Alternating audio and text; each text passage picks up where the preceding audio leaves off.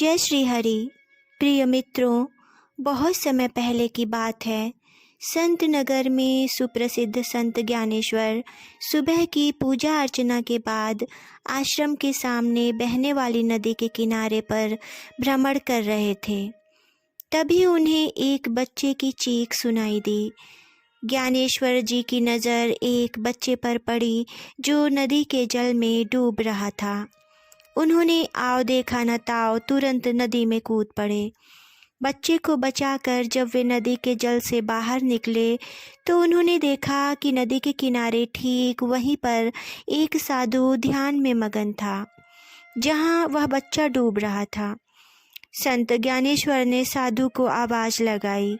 साधु ने आंखें खोली और संत ज्ञानेश्वर को सामने देखकर तुरंत उन्हें प्रणाम किया। संत ज्ञानेश्वर ने उससे पूछा, वत्स, तुम क्या कर रहे हो? उसने तत्काल उत्तर दिया, मैं ध्यान लगा रहा था महाराज। संत ज्ञानेश्वर ने पूछा, क्या तुम्हारा ध्यान लगता है? साधु ने उत्तर दिया, महाराज, ध्यान तो नहीं लगता, मन इधर उधर भटकने लगता है। संत ज्ञानेश्वर ने पूछा, क्या तुम्हें इस बच्चे की चीख सुनाई दी थी अथवा नहीं?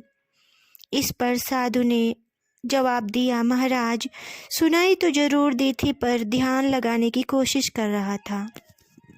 साधु की बात सुनकर संत ज्ञानेश्वर मंद मंद मुस्काए।